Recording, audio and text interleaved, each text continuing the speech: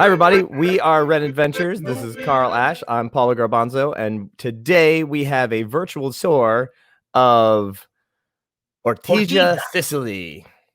And Ortigia was the original city where eventually became Syracuse, and it is quite ancient. The Greeks formed the city, but don't have me tell you all about this. No, because we have a professional tour guide who's going to be here in just a second.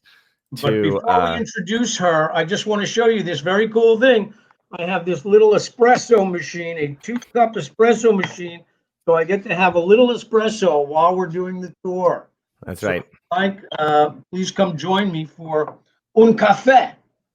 I went for the entire cup of coffee, so I knew we were going to be here for an hour, so I just put an entire thing of espresso in one thing. I have 2. Right.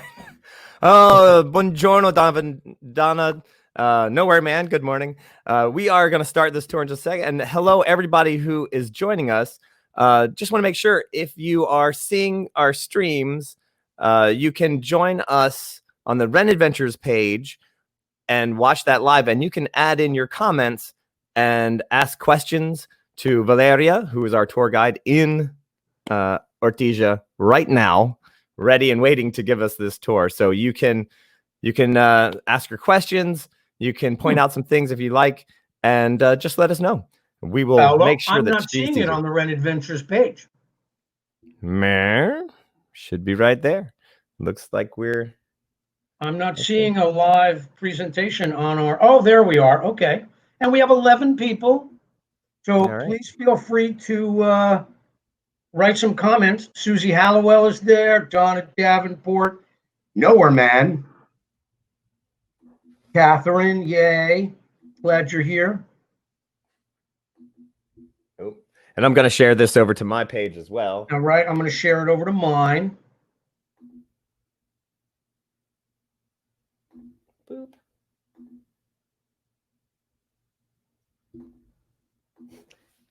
Hold, please. Let's show you a picture of where we're going to go while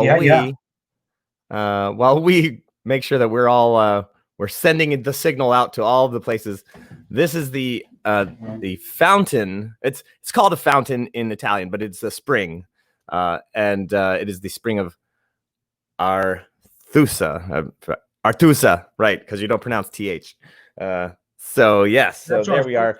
So while we get this spread out to the world, we're gonna just take a look at that. I think that's where we're gonna start today, actually. Yeah, that's where we're starting. So Paolo, why don't you show them on the map where we are? All right. So we are, of course, we're in. There we go. Whoop, boop.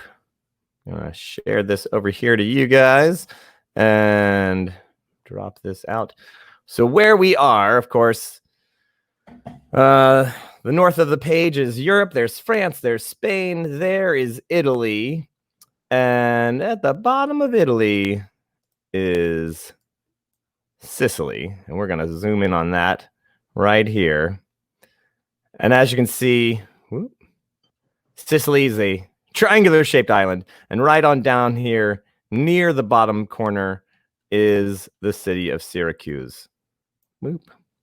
And on the bottom edge of that, the city of Syracuse is Ortigia. And that's that little island that's right there. And it is gorgeous. It is gorgeous. It is so beautiful. As you will this harbor right there, that is the ancient harbor that Archimedes defended against various foes. And it's, but again, don't have me tell you all about it. Right. Don't do her job, Paolo. That's right. So my friends, we're going to bring in our tour guide for this day. Carl, you're actually closer friends. So Valeria, we met Valeria last year on our New Year's Eve tour. She did a great job showing us around Ortigia. And then about a week so later, she took us to the archaeological section of Syracuse.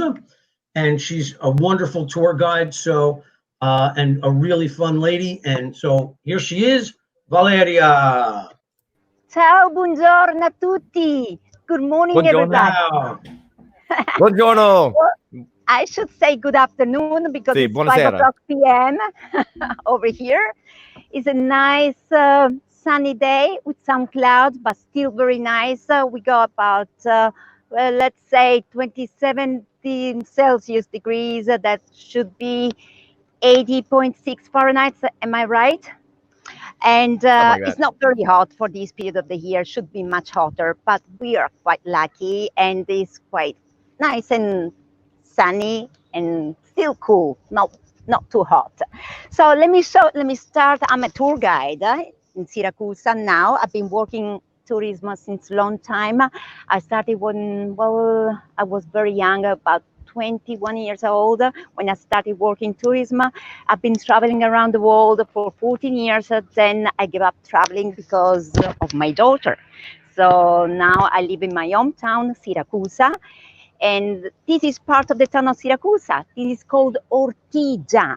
Ortigia is the name of the oldest part of the town, where the first Greeks settled when they first arrived here on 734 before Christ. They were Corinthian. The first settled in Ortigia. Ortigia is a quite small island, 1.5 square kilometer big. But then the Corinthians moved to the main part of the town and they founded 4 more areas: Acradina, Tic, Neapolis, and the Pipoli area. So Syracuse, even today, is composed by the 5 Greek areas. That's why we still call Syracuse also Pentapoli. Pente, 5 polis towns, the 5 towns composing Syracuse since the Greek period. We had so many dominations over here. I'll tell you about during the walking tour around the town. So Ortigia is not a town itself. It's part of the town of Syracuse, but it's a small island linked to the rest of the town by 2 different bridges. So we have one single administration for the whole town, for Ortigia and for the main part of the town. So let me show you. I'll try to turn the camera all the way around, which is not easy for me. I'm not very technological. Let me see. Let me do that. You're doing great. No, I'm not doing great. I'm not doing great. We're all learning. I'm learning myself. Oh, okay. No, I'm not good. Oh, let me see.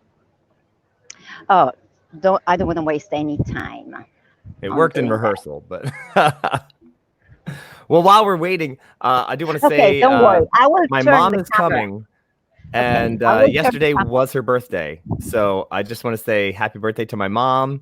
Oh, happy birthday! Hi, Mom. Her family's from Sicily. Mamma.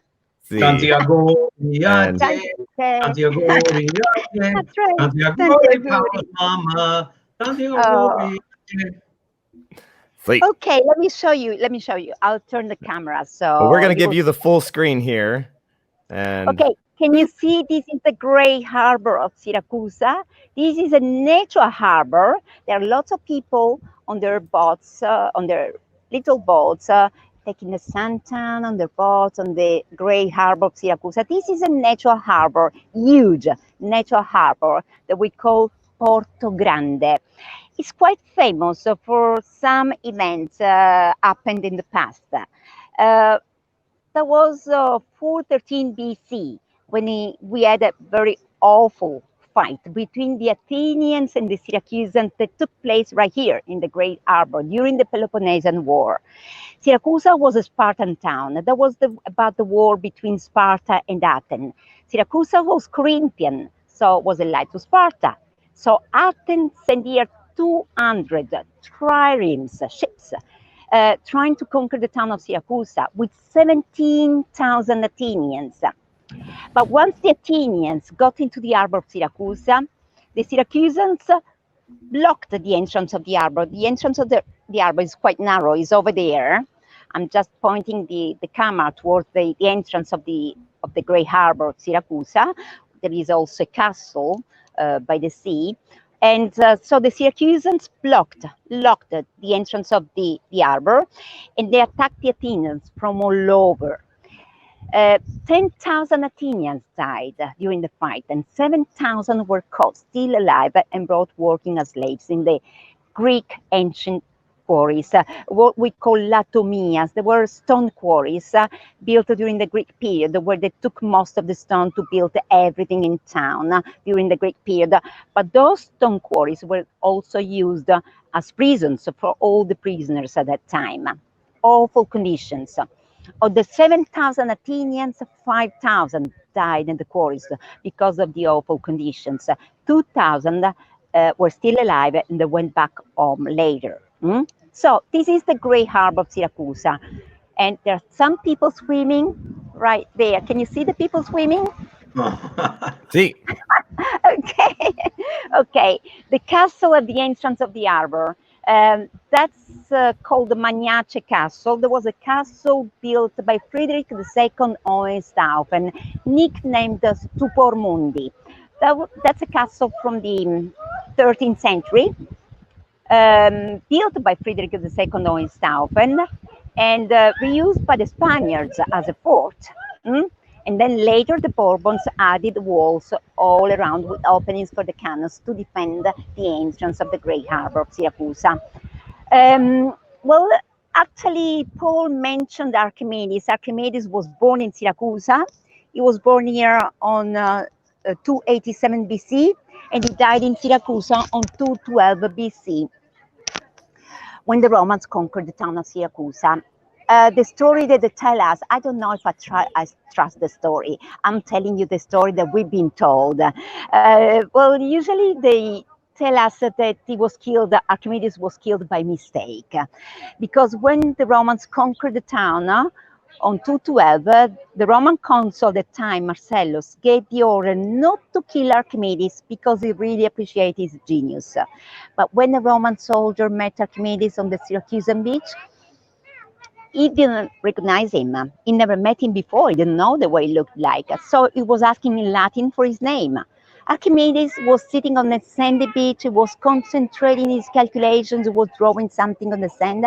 So he didn't pay attention to the Roman soldier. The only thing he said in Greek, "Don't step on my circles."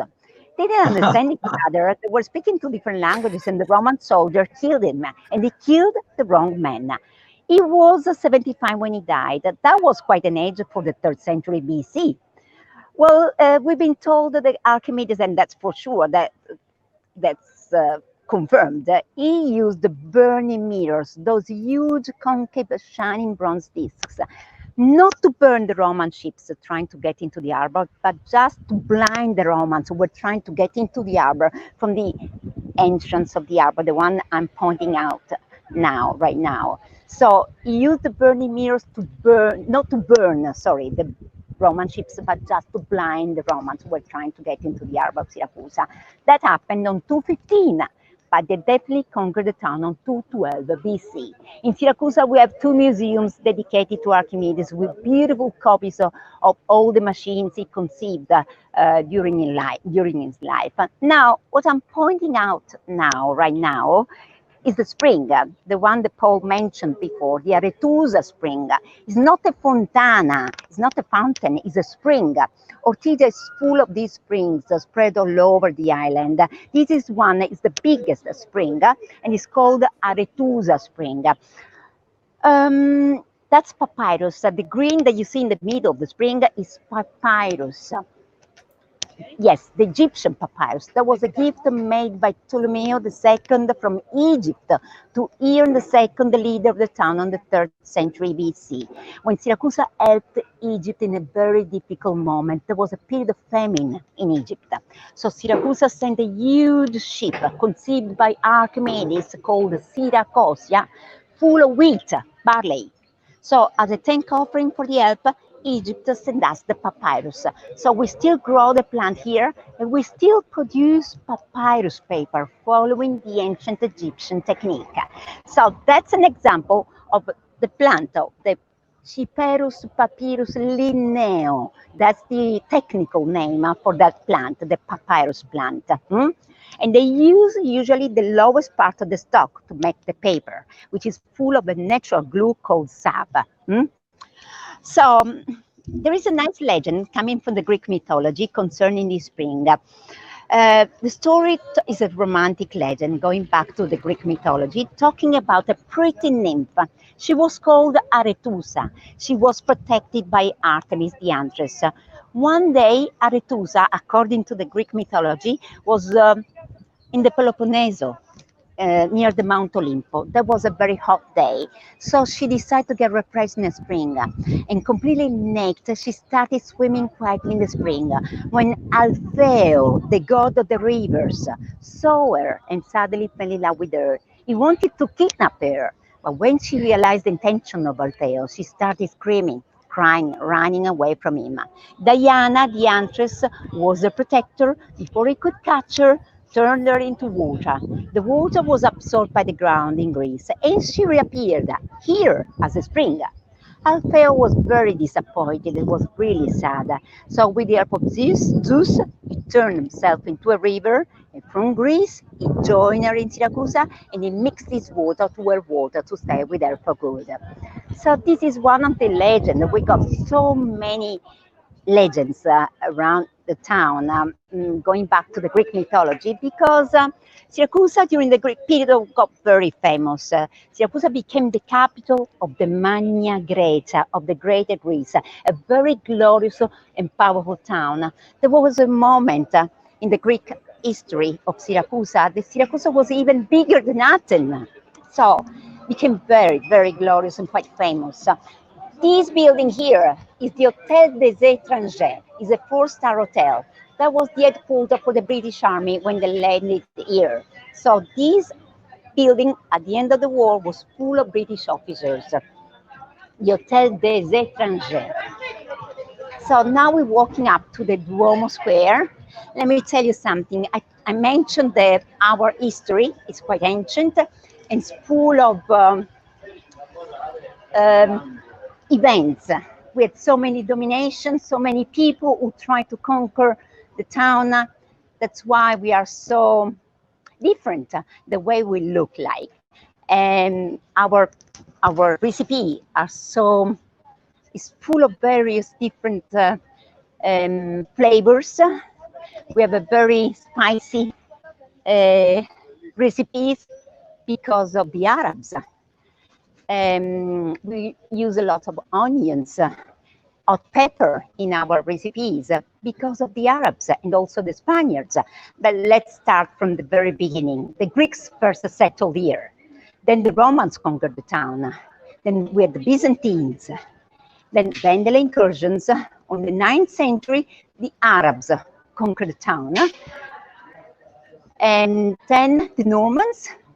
For a little, very short period, Federico II Hohenstaufen, the Swabian, the Angevin, the French with Carlo d'Anjou, then the Spaniards, the Bourbons, and then the unification of Italy on 1861. At a certain point, I will show you the flag, the Sicilian flag. That's the most important representation of our history, because almost all the history is represented in our flag. So basically the lesson is that Sicily and Ortigia are so great that everyone wants to conquer them. Yeah. Well, let me tell you. It's a great place to be. Let me tell you something.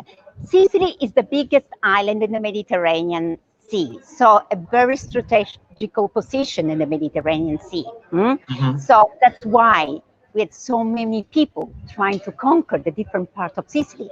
Actually, Syracuse was the second Greek colony in Sicily. The first Greek colony was Naxos, founded by Casides. The second one was Syracuse, founded by the Corinthians. This is the Duomo Square. This is what we call the Salotto of the town, where most of the noble palazzi, noble residences are. The Salotto, the living room. The living room, what we call Salotto. Yes, right. Let me show you. This is the Santa Lucia Church. It's one of the two churches dedicated to our patron saint, Santa Lucia. She was born in Syracuse. She grew up here. she's been living very short, unfortunately, because she was killed when she was 20 years old during the Christian persecutions. During the Roman time, the very first Christians were persecuted. But first, they were tortured, like Santa Lucia. She was tortured before killing her. And when she was tortured, they took her eyes out and put her eyes on a little tray on her hands. That's why she's the protector of the blind people. When we got a trouble with the eyes, we always pray Santa Lucia. And we celebrate Santa Lucia's Day on December 13. We have a beautiful statue, huge, beautiful statue in the cathedral. And we take the statue out for a parade with fireworks. It's so beautiful, that feast. December 13. You see the sign saying Caravaggio? We have a painting by Caravaggio, the famous Italian painter, Michelangelo Merisi, nicknamed Caravaggio for the little town where he grew up. He was here, Caravaggio, on 1608. He arrived here on September 1608, while he was escaping from Malta, where he was in jail because he killed somebody in Rome.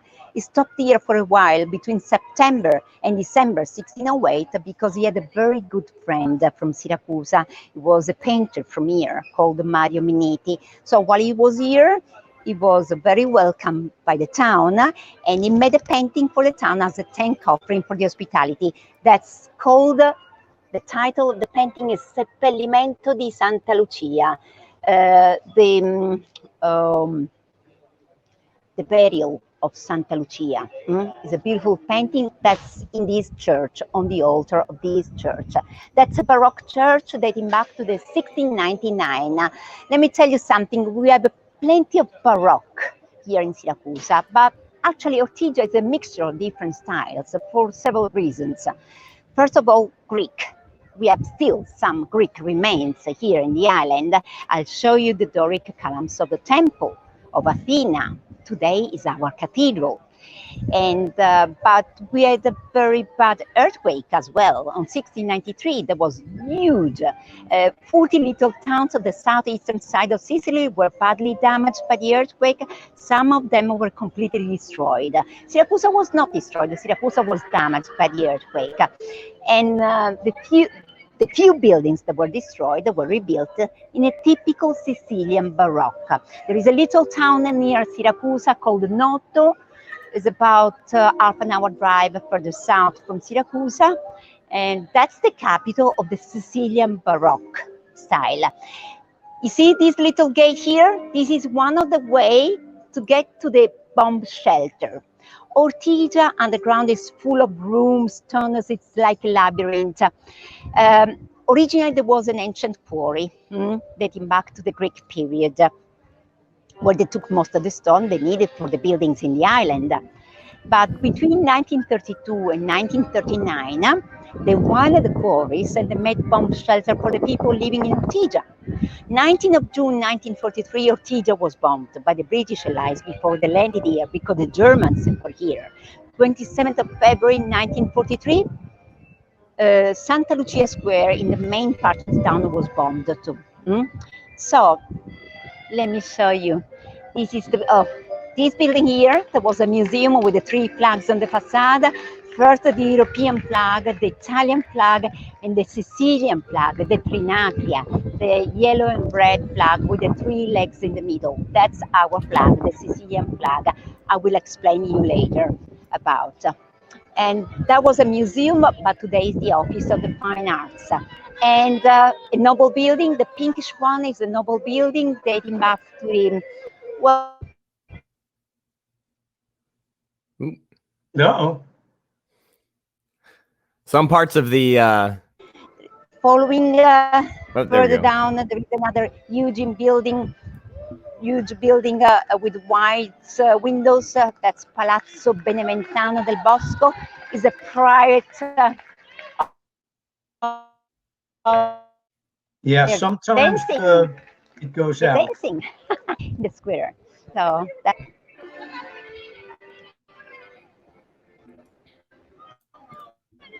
That's the connection.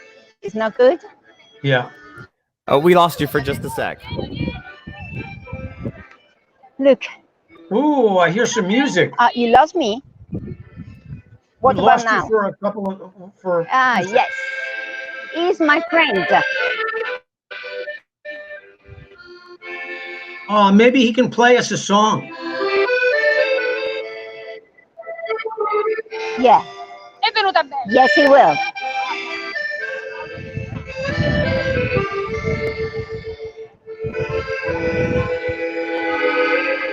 Let me introduce my friend, Sandro. He's our musician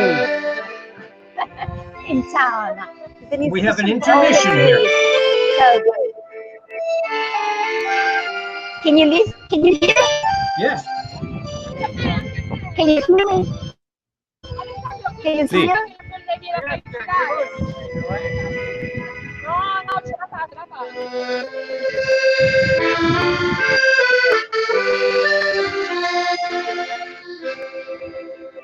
Morricone. This song is by the Morricone, Ennio Morricone. You know that Ennio Morricone died. He was a famous composer, and that's New Cinema Paradise by Ennio Morricone. Oh, I love that movie. Sorry? One of my favorite movies. Non è il nuovo Cinema Paradiso. Sì. Sì? Ah sì.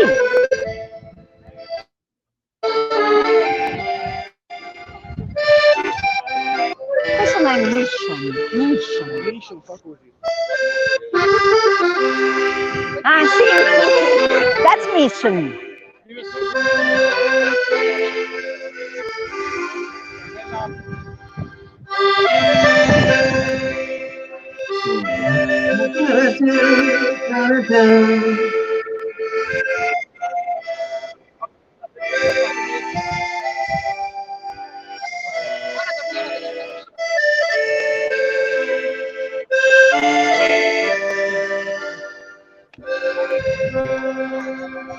Nella fantasia.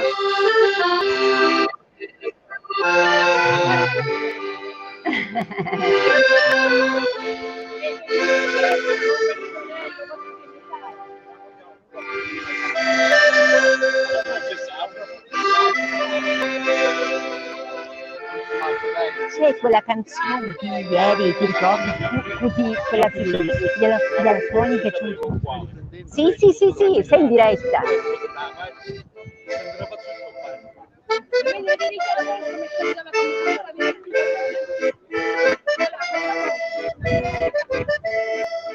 Have that for you.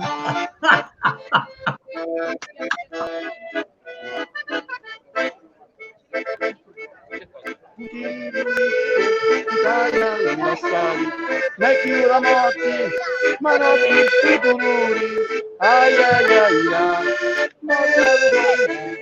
sciati come cori, l'amore mio figlio, ai ai ai ai, mori, sciati come cori, l'amore mio figlio.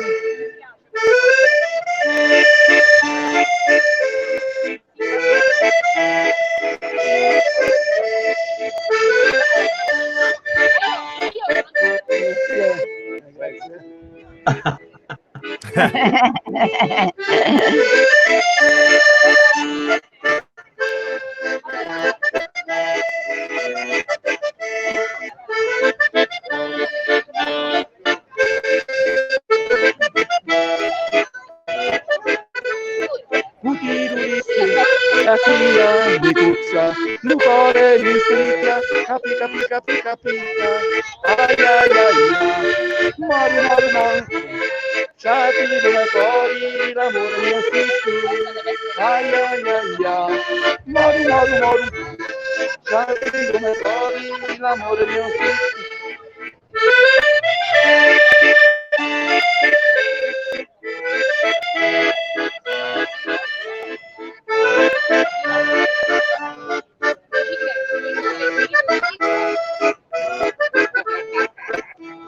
Lu prima muri, lu fici tuttia, e tu chiusa, ti saluta la mia, paci, amica reggiami, sciati di mamma mia, mio figlio. pace, amica rettami, sapiti l'erma mia, l'amore mio sì.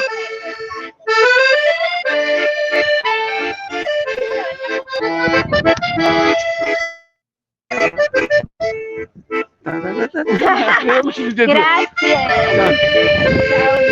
Grazie. Okay, let's keep going. No? Yay! Yeah, let's Now- go to the church now. Grazie.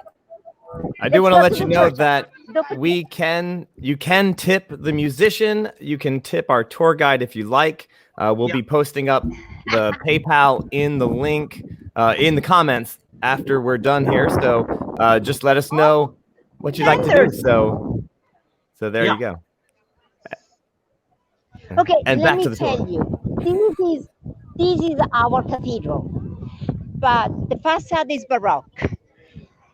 Let me tell you the difference between a cathedral and the Duomo. There is a difference. This is a Duomo and is also a cathedral, but because the main church in a town is called Duomo, because the word Duomo comes from Latin, domus, the house of God. But it is also a cathedral because we have an archbishop in town, living here in town. So the main church is the Duomo and also a cathedral. From cathedra, the desk of the bishop or archbishop. That's the archbishop house from the 17th century.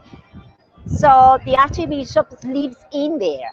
So our main church is a Duomo and is also a cathedral. Now we get into the church because I want to show you the indoor of the church. It's quite nice.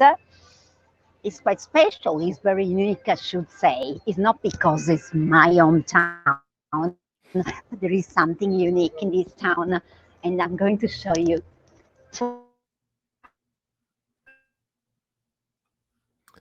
Uh-oh.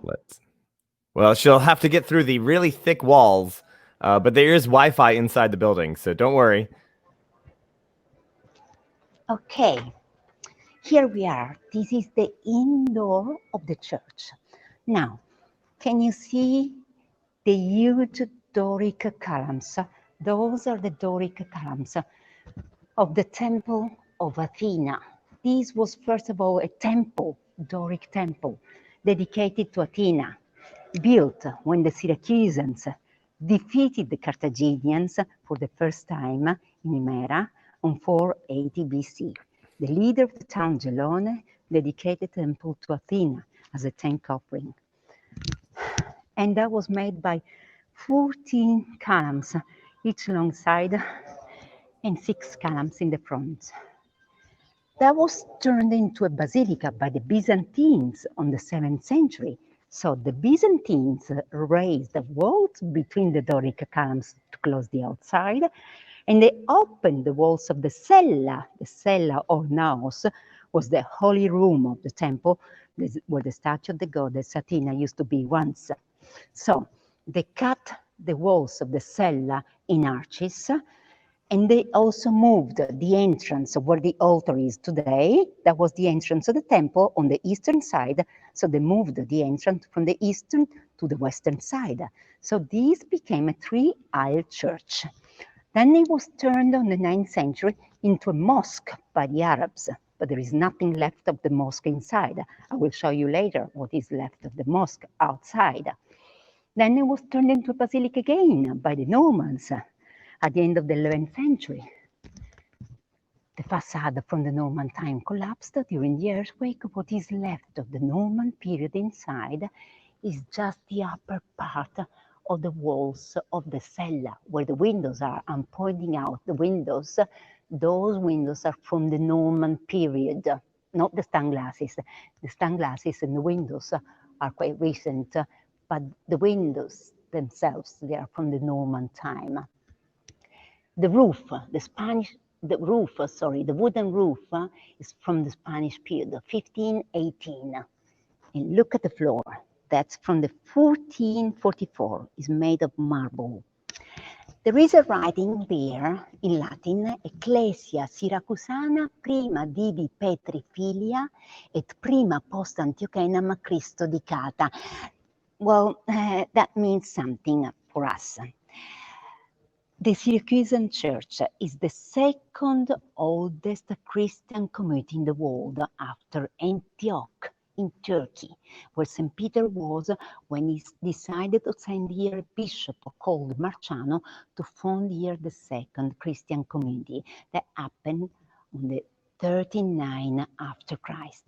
So Syracuse is the second oldest Christian community in the world after Antioch in Turkey. That's what the writing says in Latin. Ecclesia Syracusana, the Syracusan Church, first St. Peter's daughter, and first after Antioch dedicated to Jesus Christ. St. Peter's daughter because that was the idea of St. Peter to send here a bishop to found here the second Christian community. There is a painting over there showing, can you see the painting? The painting shows the Apostle Peter while he's blessing the Bishop of Marciano before sending him to Syracuse. Am I still on? Yes. Okay, Yeah, good. great. So, okay, something else concerning the Christian part of our history. There is another painting over there showing the Apostle Paul preaching for the very first Christians in Syracuse. It said in the Act of the Apostle, according to Luke, in the book of Luke, that St. Paul was here for 3 days during the cruise from Malta to Rome that happened on the 61 after Christ. They stopped here for trades. We had the trades with Malta at that time, in that period. So this ship taking St. Paul to Rome stopped for 3 days in Syracuse, and that happened on the 61 AD. So for the 3 days, St. Paul was preaching right here in Syracuse. And that's said in the New Testament, in the book of Luke. Okay. Now, still the Doric columns of the Temple of Athena. This is amazing, even for me. You know, I tell this story several times a day when there are tourists, and not in this period, unfortunately, for the virus. We don't get many tourists at the moment, even if we are COVID-free, virus-free, but there are no many tourists coming. But anyway, usually I'm here several times during the day, and it's still amazing for me, thinking that these huge Doric columns are the Doric columns of a temple that was built 2,500 years ago, with the Doric capitals up there, and still standing after that amount of time. They're still standing. We had so many events. Ortigia was bombed during World War II. We had a terrible, awful earthquake at the 11th of January, 1693. But these huge columns survived after all that. That's Santa Lucia Chapel. This is the chapel dedicated to Santa Lucia in the little case, huge, it's not little, it's a huge case. Behind the painting of Santa Lucia, there is a statue that's closed. We're not allowed to see the statue till December 13 for Santa Lucia's Day. But the statue is in that case, and it's a huge, heavy statue, 1,100 kilos heavy, dating back to the 1599. So this chapel here is the baptistry. The chapel is from the 20th century, but the baptism font is an ancient crater, is an ancient vessel from the 3rd century BC, supported by 7 little lions made of bronze from the 13th century. You see? Still in use as a baptism today.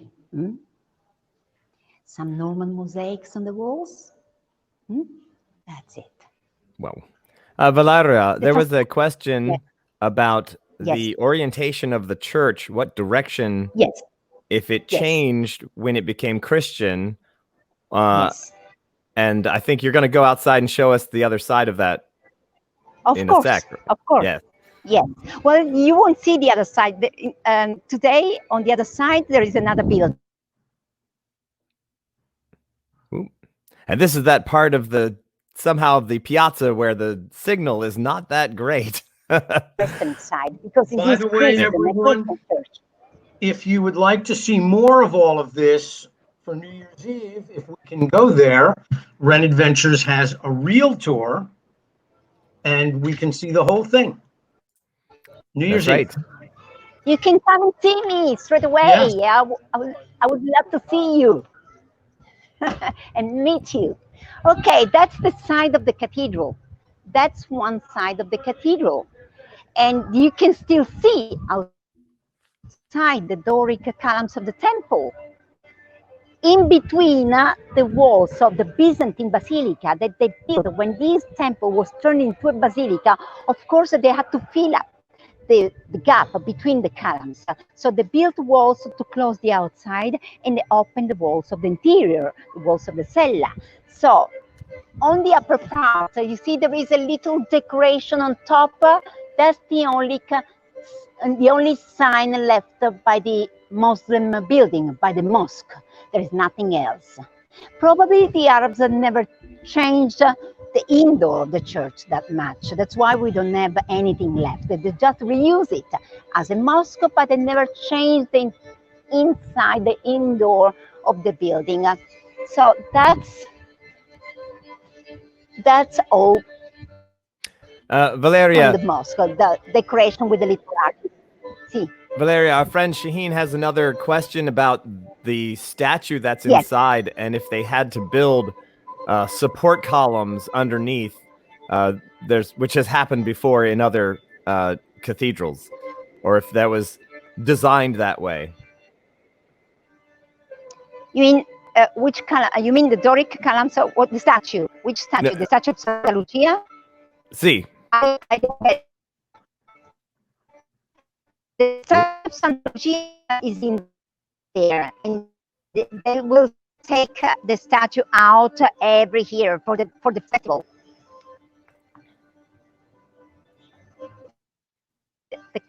I think so. What was the question about? Can you hear just me? About the weight of the like the weight and the size of that statue. Yes, we can hear you. 1,400 kilos, Eddie. See, there are 48 people, men, strong men, carrying the statue in the show.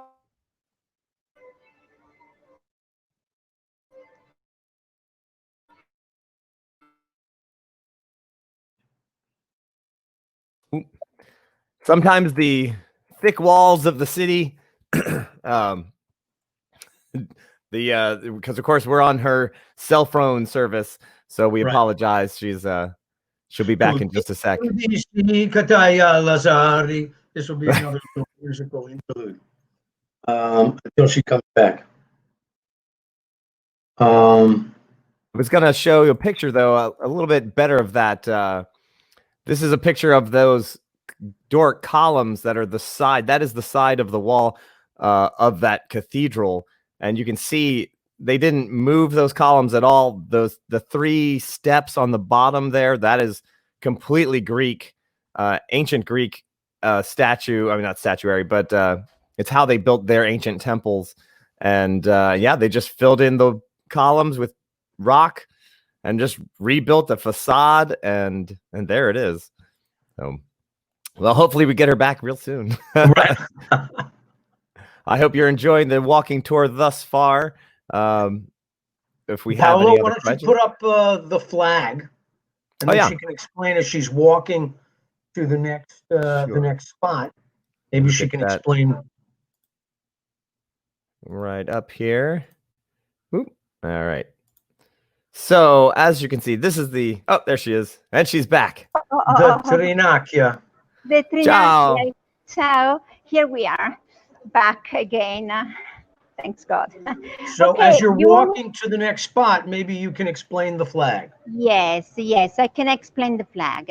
What you can see on the flag, a background divided in 2 parts, a red part and a yellow part. Those are the colors of 2 towns in Sicily, where they started a big fight to chase the Angevin away, what we call in Italian Vespri Siciliani, that happened on March 1282. The Vespri Siciliani, March 1282. The Angevin, the French presence was very oppressive. That was a very bad presence. They were quite, let's say, unpolite, especially with women. So, so they organized a sort of revolution to chase the Angevin away, the Vespri Siciliani, in March of 1282. The Vespri Siciliani, that revolution, that fight, started in Palermo and Corleone. And the two colors on the background are the two colors of the two towns in Sicily, Palermo and Corleone, where they started these big fights to chase the Angevins away. But let me tell you something else. I will tell you something more about that. And the three legs represent the three corners of Sicily. Sicily has a triangular shape. So the three angles of Sicily are represented by the three legs. In the middle is the Medusa, the Gorgon, with snakes instead of the air. I don't see the wheat here in this flag, but usually in our Sicilian flag, there is also the wheat represented. That goes back to the Roman time. When the Romans conquered Sicily, they cut all the trees and they used the wood of these trees to build their ships, and they cultivated the whole island with wheat. So Sicily becomes the bread basket of Rome. Let's go back to the Vespers and the background of this flag. During the Sicilian Vespers, Vespri Siciliani, in March 1282, the Mafia was born. The Mafia was born with a good purpose. The Mafia was a sort of organization trying to protect the low classes, children and widows against these bad Angevin, these bad presents. The word mafia has a meaning. Is the first. The word mafia is composed by the first letter of an expression. Morte ai francesi, Italia avante. Morte is death to the French. Italia avanti. Death to the French, Italy ahead. That's the very first purpose of the mafia. They were good. They were trying to protect the low classes, children and widows against the Angevins. Morte francesi, Italia avanti. Death to the French, Italy ahead. That was the origin. That's how it all It turns into something, a different kind of protection. I know. Okay, let me tell you, this is Archimedes Square. This is, let me say, the middle of the island, the center of the island, Ortigia. And let me turn the camera to the fountain. This is a real fountain. This is the Diana's fountain, dating back to the 1906.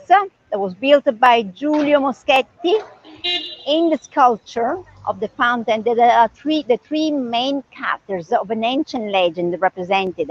The legend I told you before about Aretusa and Alfeo in Aretusa Spring. That's the legend that is represented right in this fountain. In the middle is Diana with arch and arrows. Diana, she's the huntress, and she was the protector of the town of Syracuse during the Great Period. Underneath is the pretty nymph Aretusa. Behind is Alfeo, the god of the rivers who fell in love with Aretusa. The oldest building in the square is the one with the wide windows. It's a building from the 15th century. It's Palazzo Lanza. This is from the 15th century. And Palazzo Gargallo from the end of the 19th century. And this is a very modern one from the fascist period. Well, I have a photo actually of this building dating back to the 1920. Mussolini was talking to the people from that balcony over there in my photo. This is a bar, which is quite a, let's say, historical bar. My grandfather was the owner of that bar. So he's a famous Syracusan sculptor. He's an artist over here. He's quite famous. He works in Spain, he works in Greece, and he's got also a workshop here in Syracuse. Ciao. Alfredo Romano. Ciao. Ciao. See, it's raining. It started raining. It was true. The forecast was right. It's raining. Okay. Now, that street going down, that's a street that was built during Mussolini period. It's a very modern street. That was built in the 30s during Mussolini period. The original name of that street was Littorio Street. Littorio were those people walking with a black band on the arm. The Littori were those men walking with a black band on the arm. And today it's called Giacomo Matteotti Street. Oh, it's getting very strong. It's going to rain very hard now. Why don't you duck into a cafe, Valeria? Yes, I need to reach the cafe now. Okay. Oh. So, okay. This is a very modern street, a huge building, typical style in that period, very straight, just concrete, not very stylish buildings. But next, on the other side, on the parallel street, that was the craftsman area once, a very tiny street. Now it's full of little shops of souvenirs, but that was the street where most of the craftsmen, like shoemakers, rope makers, craftsmen making ropes especially for the fish nets, used to live once. The barrels maker street, where all the barrel makers used to live once. But today there are no more craftsmen here. Very difficult to find some craftsmen in town today. This is the oldest building in this street. This is a building from the 14th century, Palazzo Greco. Is the museum of the National Institute of Ancient Art Drama,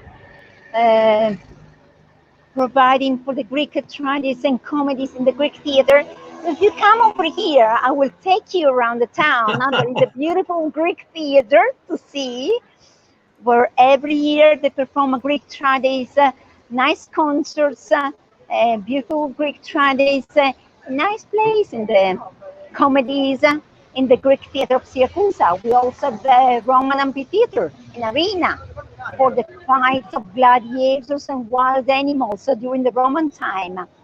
So if you come here, I will take you there for sure. I wanted to show everybody the we have the statue of Archimedes, which is the one that is at the bridge into Ortigia.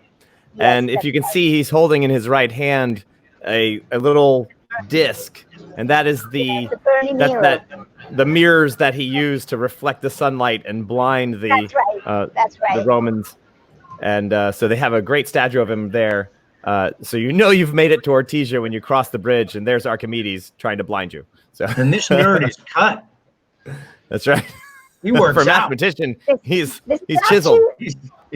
The statue is quite recent. That statue was made a couple of years ago from a local artist, and is made of gold and bronze.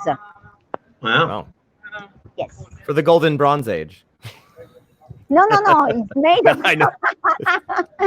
Don't te scherzo. Sí.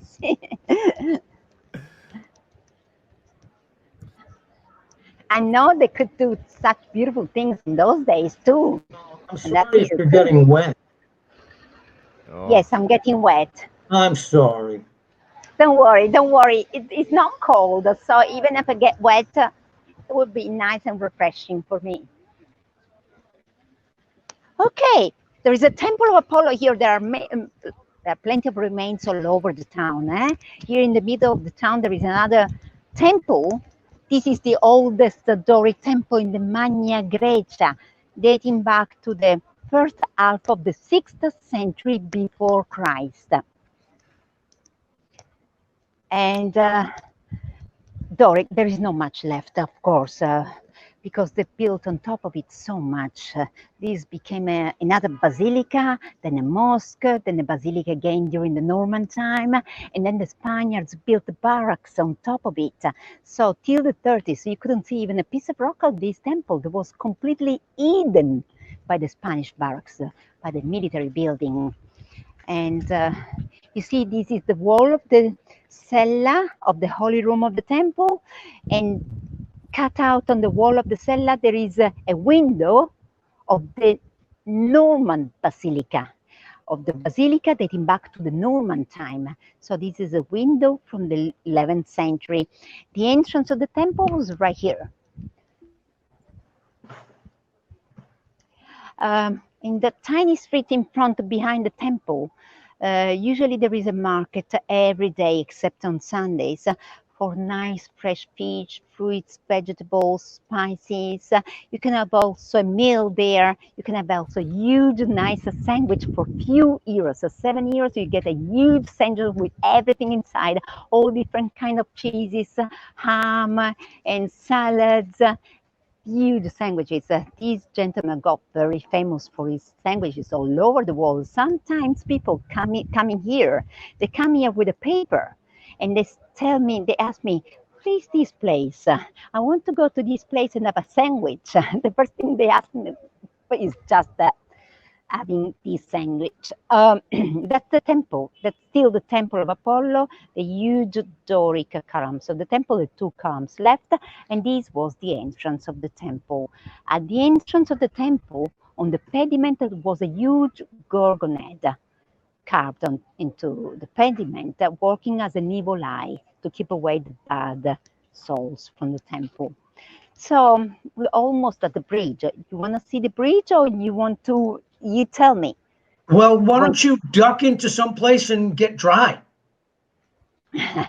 Let us treat you to a cafe and a cornetto. Yeah. The cornetta this time of the day is not the time for a cornetto. That's right. That's for breakfast. My mom was in Ortigia a couple years ago and met the sandwich guy. He was very entertaining. It was a lot of fun. I think he offered to marry my mom, which would been, that sort of thing. I was like, how much of this is show? And are you going to marry my mom? Because, I mean, all right. Who's your new dad? I was trying to hook her up, but it didn't happen. So I'll sit right there in front, and you can ask her any question you want. I hope I can answer. So, Valeria, I just want to let you know that somebody wrote that in 10 years, they're going to move to Ortigia now. Okay. In 10 they're years. going to move. Yeah, they're going to, so you might have to find somebody a home to live there. And then I just want to let you know that Sandra Lee. Oh, good. Sandra Lee said that you're the best tour guide ever. Mm-hmm. Oh, grazie. Thank you, Sandra Lee. Grazie. Okay, I can sit right here, and let me see. Well, I have a tree over me, so okay, good. All right. Let me wear the glasses. You want to show everybody the inside of this little cafe? And well, there is not much to see. No, okay. Let me show you if they got any of these. Going inside the building, always a danger. Oh, yes. Okay. Have you ever tried an arancino? Can you see the arancino? Oh, I love the arancini. Rice, minced meat, tomato sauce, peas, ham, and mozzarella cheese. So when you come with us in New Year's, this is what we'll eat. Some of what you'll eat. Oh, there we go. That's the marzipana. What we still on that picture. Frutta martorana.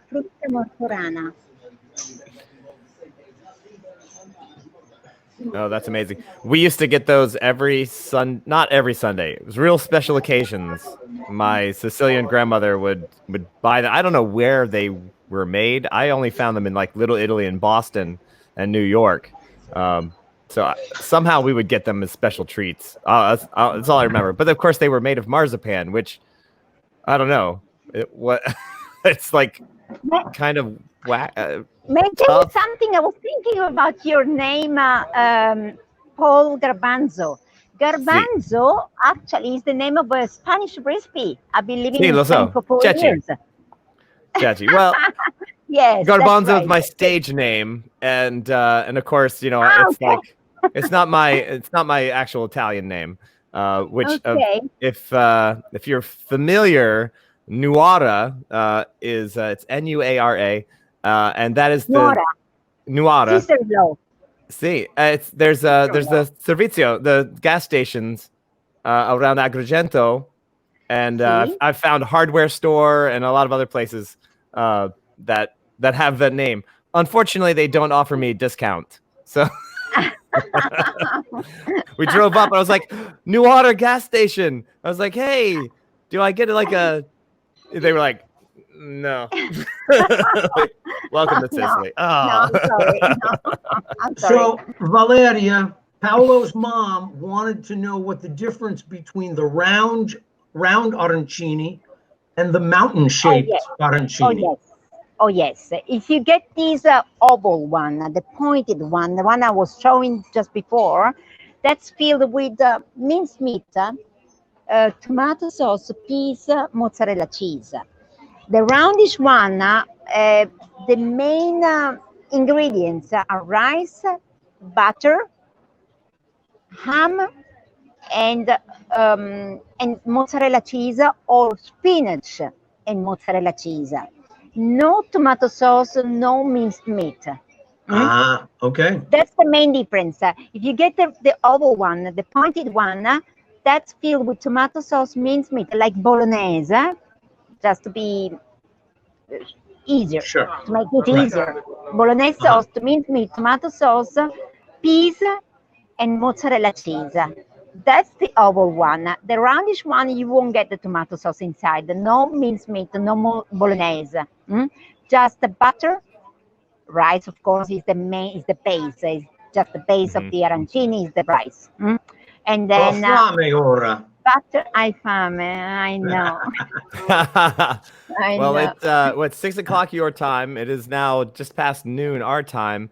So here we are. I'm gonna finish off my cafe, and we should say goodbye. Paolo, why don't you put up the postcard for the Sicily tour coming up? I don't. You know what? I didn't get a quite chance to do that. Why don't you hold it up to the camera there? And, you had one job, Paolo. Hold it all the way up to your screen. So if things go well with the planet, we are going to be doing a Ren Adventures tour at that's New Year's. One. Hold on, un momento. I'm so sorry. We are all following the problems with the virus, the trouble you're having with the virus in the United States. So I'm so sorry, but we will get rid of it. I'm sure. Try always to wear the masks. Yes. And keep the wear distance. Mask. Wear the safe, mask. Everybody. Be safe. Keep the distance. Wash your hands or use the gloves. I got the gloves on my bag, but we don't have to wear the gloves anymore. We don't have to wear the masks where we are on the street at the open air. We need to keep the distances, but there are no many rules anymore here because Sicily is COVID-free. It's virus-free now. We never had a very big problem with the virus over here probably because we live in an island, all surrounded by the sea and quite warm here. We never had a bad problem with the virus. Lots of problems in the north of Italy, for sure.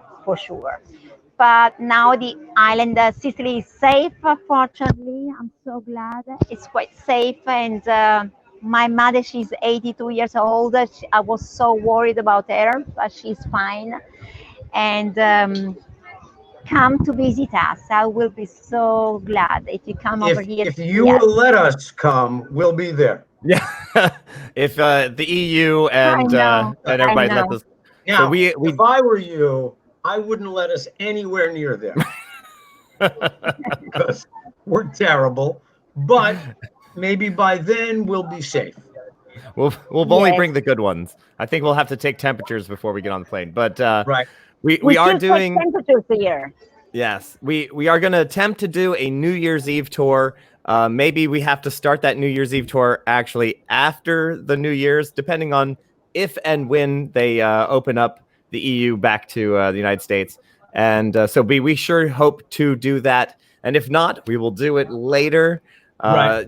There is no bad time to visit Sicily. If you like the water and you're swimming, obviously the summer. But if you just want to like walk around, see some buildings, you can go in January. You can go in the winter months. And if you stay at sea level, it's still like 65, 60 degrees, beautiful. 55. We've had gorgeous days for our New Year's Eve tour, and we've just had fantastic weather. Of course, we go up to the top of Mount Etna, and it's 2 feet of snow. Cold. Yeah. But that's at what, 6,000 feet of elevation. So it's kind of to be expected, I think. So we do hope you've enjoyed our tour. And we go to Taormina. Mm-hmm. Now, next week, I think we're going to be at the Valley of the Temples in Agrigento. Nice, beautiful. And we're going to have a tour on a scooter. I will follow you. I will follow you for sure. Oh, that would be great. Yes, so, I will. Valeria, grazie mille. Grazie a voi. Sì. I hope to see you soon. I'm waiting for you. Ciao. Grazie mille. Ciao, All right, ciao. we will see you soon. Thanks so much, Valeria. Ciao. And thank you, everyone, for coming. If you had a good time, the info is there to tip your tour guide, and you can tip the musician. info@renadventures.com on PayPal. And you can just leave a note and tell us where you'd like to send that. We will send that to them. We know the musician. We, of course, know Valeria. And we do hope you've enjoyed our tour. Everybody, have a wonderful day. Buonasera a tutti. Tante grazie. Hopefully, we'll see you next Saturday. Ciao, ciao. Ciao, ciao. Next week, Agrigento. Lu prima muri, lu feci Ortigia, e tu ti saluta la mia, paci, amica redda, sciati di alma mia, mio tutti, paci, amica redda.